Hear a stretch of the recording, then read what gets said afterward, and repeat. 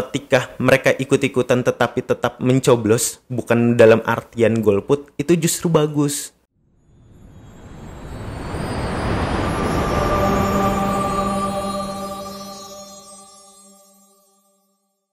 Halo guys, kembali lagi di YouTalk, UHAMKA Talk Podcast. Oke, hari ini kita akan membahas topik yang sangat menarik dan juga dari narasumber yang luar biasa. Langsung saja kita sambut, ini dia narasumber kita hari ini. Ya. Halo, namanya halo bisa juga. diperkenalkan nama, terus dari fakultas apa, prodi, dan juga kesehariannya apa gitu. Oke, Langsung saja. aku kenalin dulu ya. Oke. Ya, perkenalkan, nama aku Adriwianto, sebagai Presiden Mahasiswa UHAMKA periode 2023-2024. Aku dari Fakultas Teknologi Industri dan Informatika dari Prodi TI.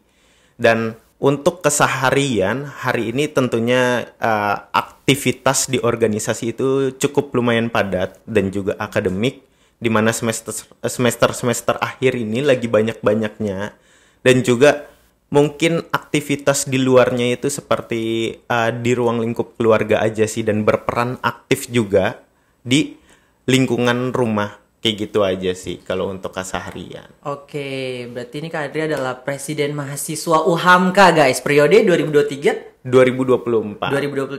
sampai tahun 2024. Nah, Kak Adri, di tahun 2024 ini Indonesia akan mengalami pesta demokrasi yang sangat besar. Pasti udah tahu kan? Yaitu pemilu. Nah, kita hari ini akan bahas tentang memilih bukan sekedar memilih. Menurut Kak Adri, memilih bukan sekedar memilih itu seperti apa kalau menurut Kak Adri? Ya, memilih bukan sekedar memilih ini menurut aku itu penting juga ya. Maksudnya kata-katanya itu juga menarik dan juga bagus untuk kita bahas. Kayak gitu. Karena ketika kita datang ke suatu tempat, itu kita bukan hanya sekedar mencoblos asal-asalan ataupun ya sekedar ganteng, cakep ataupun lucu kayak gitu. Lalu kita pilih, tetapi pilihan kita ini menentukan masa depan bangsa dan negara untuk nantinya seperti apa gitu. Karena sangat berpengaruh juga sih terkait pilihan kita itu bagaimana. Oke, jadi memang memilih bukan sekedar memilih ini adalah yang bisa dibilang itu bukan kita datang ke tempat itu, kemudian kita pilih hanya sekedar karena lucu yang seperti Kak Adri bilang tadi, terus kayak ganteng dan lain sebagainya. Tapi memang ada beberapa aspek yang harus dipertimbangkan. Karena yang dilakukan kita sebagai masyarakat Indonesia di pemilu nanti itu yaitu memilih dengan bijak, dengan menggunakan hak suara kita, bukan hanya asal pilih. Kayak betul. gitu. Terus juga apalagi sekarang nih banyak timbul-timbul di sosial media tentunya. Pemilih-pemilih itu pada FOMO gitu. Pernah gak sih denger? Pernah. Kayak kalau menurut Kak Adri itu gimana tuh? Iya. Kalau menurut aku sih ya, kalau terkait masalah FOMO ataupun masyarakat yang ikut-ikutan, menurut aku nggak jadi masalah kayak gitu. Karena ketika mereka ikut-ikutan tetapi tetap mencoblos, bukan dalam artian golput, itu justru bagus kayak gitu. Tandanya masyarakat ini masih sadar untuk menggunakan hak suaranya kayak gitu. Yang perlu kita perhatikan adalah dalam fenomena ini adalah PR bersama, PR kita semua kayak gitu. Untuk kita yang lebih paham ataupun kita yang lebih tahu terkait gagasan dari setiap para paslon ataupun wakil rakyat nantinya. Jadi coba kita edukasikan gitu kepada teman-teman yang hari ini kurang mengetahui ataupun kurang tahu dari masing-masing background dari visi misinya, background dari profilnya kayak gitu, ataupun rekam jejak dari para paslon ataupun wakil rakyat yang nantinya akan kita pilih untuk masa depan kita kayak gitu. Oke, berarti rekam jejak itu penting ya, betul. Harus diperhatikan juga. Nah, kalau aku boleh tahu, Kak Adri udah ikut pemilu berapa kali? Pertama itu 2019. Oke. Ikut pemilu pertama itu. Oke, berarti di tahun 2024 ini di pengalaman kedua ya? Iya, Masuk betul. pengalaman kedua untuk mengikuti pemilu. Nah, menurut Kak Adri sendiri, ada nggak sih perbedaan antara pemilu yang tahun sebelumnya seperti tahun 2019 itu dan tahun 2024 ini? Gimana kalau menurut Kak Adri? Ya, tentunya perbedaan itu sangat terasa sekali. Terlebih di tendensius lingkup masyarakatnya, yang dimana mungkin bisa kita rasakan ketika pemilu 2019 itu tendensius antara masyarakat ataupun para pendukung dari masing-masing paslon ini sangat tinggi. Sampai terciptalah cebong dan kampret di 2019. Kayak gitu. Yang menyebabkan pada akhirnya masyarakat ini terkotak-kotakan. Kayak gitu. Dan menurut saya itu adalah sebuah tendensi yang memang terlalu tinggi, yang pada akhirnya sampai ke ruang lingkup keluarga itu terasa saat itu di ruang lingkup saya ya, kayak gitu. Dan untuk pemilu tahun ini saya cukup senang juga tendensius dari masing-masing para pendukung ini tidak terlalu tinggi dan tidak menggunakan diksi-diksi umpatan yang mungkin sifatnya itu membuat hati para pendukung lainnya pun kesal. Tetapi di pemilu saat ini justru lebih menarik kayak gitu, dimana imajinasi masyarakat ini kita mainkan gitu. Imajinasi masyarakat ini dimainkan oleh para paslon, terlebih kayak ada beberapa di kalangan daerah ataupun kalangan masyarakat yang mempunyai imajinasi kayak merasa cocok-cocokan gitu. Kayak misalkan capres A dicocokkan dengan capres B, ataupun capres A dicocokkan dengan cawapres B, kayak gitu. Jadi imajinasi masyarakat itu lebih termainkan kayak gitu. Untuk pemilu saya saat ini perbedaannya itu sih. Oke, aku notice sih yang perbedaan yang ada dalam keluarga itu. Nah, jadi by the way aku kan dari Papua nih. Jadi di lingkungan sekitarku tuh ada yang dalam rumahnya itu beda-beda masing-masing apa sih masing-masing pilihannya berbeda-beda. Mulai dari orang ayahnya pilih A, terus ibunya pilih B, terus anaknya pilih C. Terus ketika pas kalau teman-teman relate sama ini bisa komen ya, karena kayak gini. Perkara menonton TV, terus kayak karena ayahnya udah duluan, kamu nggak boleh nonton TV, soalnya kamu pilih yang B, yang C gitu. Itu kayak berasa banget tuh feel-nya kayak apalagi perbedaan pemilih. Tapi itu kalau menurut aku itu kan masing-masing ya dari kata hati sendiri, karena ya masing-masing memiliki suara untuk memilih pilihan dari siapa pemimpin yang akan memimpin Indonesia ke depannya, seperti itu. Nah, kalau terus ada lagi pertanyaan. Kalau menurut Kak Adri, kan sudah 2 kali ikut pemilu. Nah, hal yang paling Kak Adri perhatikan itu dalam memilih itu seperti apa sih? Iya. Dan apa aja yang kira-kira bisa di-share ke teman-teman sekalian tuh, apa yang Kak Adri kira-kira notice banget dan harus kayak gini banget nih, harus diperhatikan banget nih. Oke. Nggak boleh terlewat gitu. Apa? Oke. Yang pertama itu ketika saya baru pemilih, dari aku pertama kali memilih itu tentunya canggung dan juga bingung. Harus milih mana nih? Bimbang aja gitu. Ketika datang ke TPS kita mau coblos, tapi bimbang rasanya. Kayak hati itu belum terlalu pas. Kayak gitu. Karena apa? Karena dari aku sendiri saat itu tuh belum tahu untuk background dari masing-masing capres dan cawapres ini seperti apa gitu. Profilnya itu seperti apa, rekam jejaknya itu seperti apa, kayak gitu. Hanya sekedar tahu sedikit aja dari cuplikan di televisi, mungkin dari beberapa cuplikan-cuplikan debat, hanya sekedar dari situ aja, kayak gitu. Nah, makanya dari pengalaman ini yang harus diperhatikan itu adalah coba kita kenali dulu dari para paslon ataupun wakil rakyat yang nantinya akan kita pilih, itu akan menentukan pilihan kita lebih cocoknya itu kemana nih kira-kira, yang sesuai dari masa depan kita yang mau kita tentukan itu seperti apa, kayak gitu, lebih ke arah sana. Oke, jadi karena aku notice tuh yang pas tahun 2019 tuh berarti deg-degan karena apa sih namanya, karena cuma lihat dari beberapa cuplikan-cuplikan yang ada di televisi, jadi akhirnya kayak kurang teredukasi nggak sih kalau gitu jatuhnya? Iya, betul. Nah, oke. Berarti itu menurut pengalaman pribadi dari Kak Adri sendiri. Nah kalau aku sebenarnya agak deg-degan sih pemilu tahun 2024 guys, karena ini adalah pemilihan pertama aku. Apalagi kita tahu bahwasannya menurut survei itu datanya tuh 52% ya. Iya, 52% itu Millennial dan Gen Z. milenial dan Gen Z. Dan ternyata kita tuh sebagai generasi muda itu ternyata punya peranan besar nih di pemilu tahun 2024 ini. Karena kita memegang suara terbanyak 52% guys. Bayangkan 52% itu di kalangan milenial dan juga di kalangan generasi Z. Jadi kita harus pandai-pandai untuk memanfaatkan suara kita dan juga berpartisipasi aktif dalam pemilu tahun 2024 ini. Nah, kira-kira harapan dan juga tanggapan untuk perubahan yang ditentukan yang nantinya oleh masyarakat itu memilih calon presiden terus lembaga legislatif, Iya. kemudian apa sih?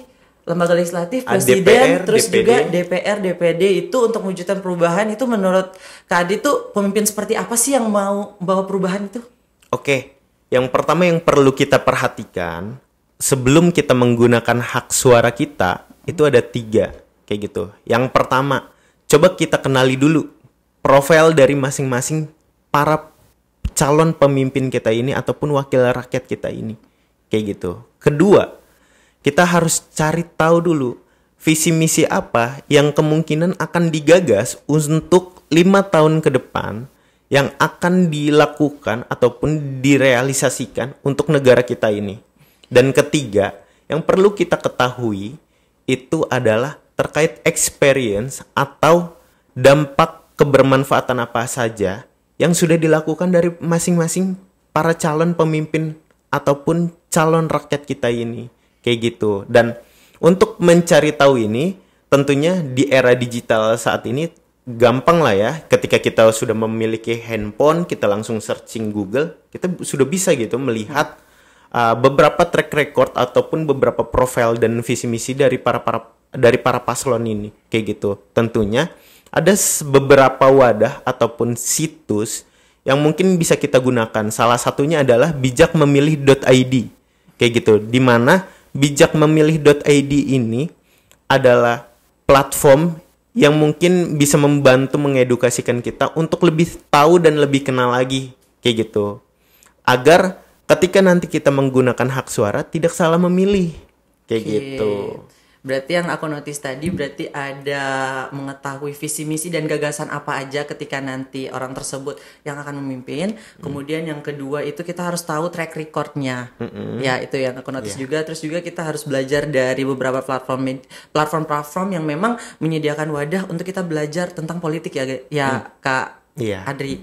Nah itu teman-teman sekalian. Dan juga kita balik lagi nih ke yang tadi yang aku sempat singgung di awal tentang FOMO itu. Nah, kalau menurut Kak Adri, gimana sih cara meningkatkan kesadaran kita anak muda supaya kita tidak ikut-ikutan atau kita tidak FOMO dan ikut-ikutan dalam memilih di tahun 2024 ini? Gimana kalau menurut Kak Adri? Meningkatkan kesadarannya itu seperti apa sih yang harus dilakukan gitu? Harapan untuk pemilu saat ini ya, kayak gitu. Ya, harapan dari aku sendiri untuk pemilu saat ini tentunya ketika dari 204,8 juta pemilih yang nanti untuk pemilu 2024, 52%-nya itu adalah anak muda. Tentunya pemimpin yang akan kita pilih ini untuk pemimpin masa depan ataupun pemimpin peradaban. Kita cari kira-kira apa sih atau siapa sih yang cocok gitu untuk dari apa yang memang kita cita-citakan gitu sebagai anak bangsa. Untuk negara kita ini mau seperti apa kayak gitu. Makanya dengan cara kita lebih mengenal dan lebih mengetahui, ini adalah salah satu solusi yang baik untuk bagaimana nantinya kita sebagai anak bangsa atau generasi muda ini menjadi pemilih yang lebih bijak lagi. Kayak gitu. Jadi lebih ke arah sana aja untuk kita lebih cari tahu lagi. Kita tumbuhkan lagi rasa penasaran kita. Kayak gitu. Karena ini pemimpin yang akan kita pilih ini bukan sembarang pemimpin, tapi ini adalah pemimpin untuk negara kita, kayak gitu. Oke. Jadi pemimpin itu apalagi waktu di TPS itu hanya 5 menit ya. Terus itu yang menentukan 5 menit 5 tahun yang akan datang. betul.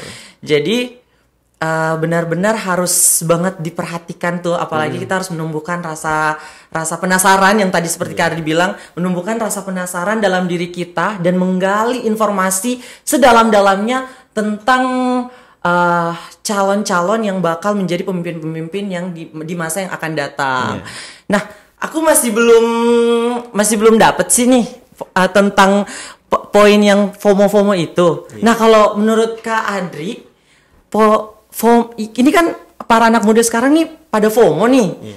Apalagi di lingkungan sekitar kita. Nah, itu gimana sih cara dari maksudnya langkah dari Kak Adri sendiri untuk kita supaya nggak FOMO tuh seperti apa gitu? Iya. Kalau untuk terkait masalah FOMO dan lain-lainnya, tentunya kita nggak bisa mengontrol kondisi sosial kayak gitu. Karena itu adalah hak dari masing-masing setiap individu.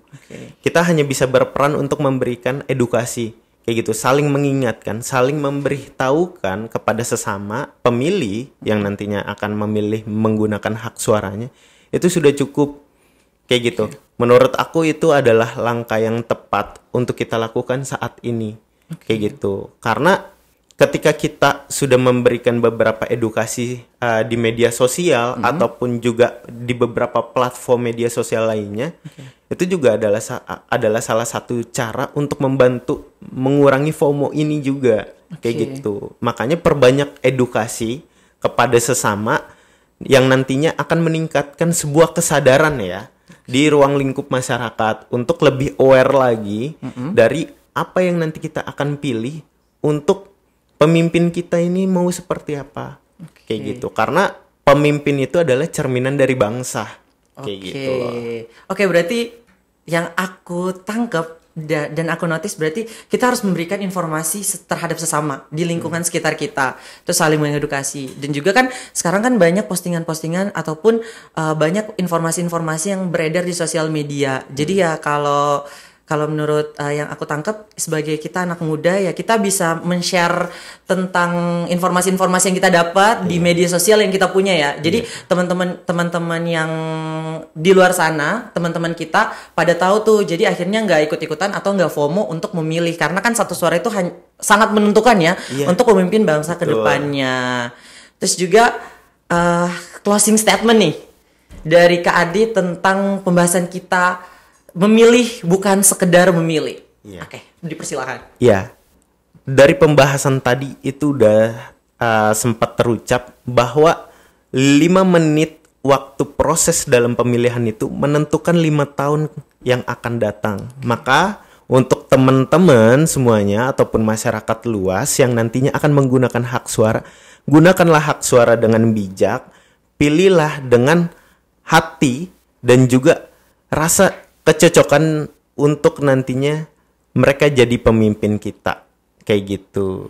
Oke, jadi teman-teman, itu closing statement dari Kak Adri. Kalau dari aku sendiri, teman-teman, ini tahun 2024 ini adalah tahun kita untuk memanfaatkan suara kita. Mari kita berpartisipasi aktif, terlibat penuh makna dalam pemilu tahun 2024. Karena seperti aku bilang tadi, 5 menit di TPS itu menentukan 5 tahun Indonesia yang akan datang. Jadi, mari kita memilih dengan bijak, jangan karena FOMO dan ikut-ikutan, karena satu suara itu menentukan masa depan Indonesia seperti yang akan datang nantinya. Seperti itu teman-teman, itu pesan dari aku. Oke, jadi guys, pemilihan kali ini bukan memilih sekedar memilih, tetapi ini adalah salah satu langkah konkret kita sebagai anak muda untuk bisa terlibat penuh makna dan juga berpartisipasi aktif untuk bisa menyongsong tahun-tahun demokrasi di tahun 2045 nanti. Dan juga seperti yang aku bilang tadi di awal, 5 menit di TPS itu menentukan 5 tahun Indonesia ke depannya. Jadi bijaklah untuk memanfaatkan dan juga memilih dari suara yang kita punya, karena itu sangat menentukan masa depan Indonesia. Jadi cukup sekian ya pembahasan kita hari ini. Terima kasih juga sama Terima Kak kasih Adi juga. dengan insight-insight yang baru. Aku banyak banget belajar tentang politik dan juga ini termasuk edukasi politik gak sih Kak? Iya, betul. Iya, jadi aku banyak belajar dari Kak Adi. Terus ada beberapa apa sih lagi deh slang-slang ya, bisa dibilang slang-slangan di pemilu tahun 2019 yang aku baru tahu. Dan kita semoga bisa jadi generasi yang bijak untuk memilih guys. Jadi thank you so much for watching, and jangan lupa like, comment, share, and subscribe YouTube-nya UHAMKA TV. So thank you so much for watching and bye.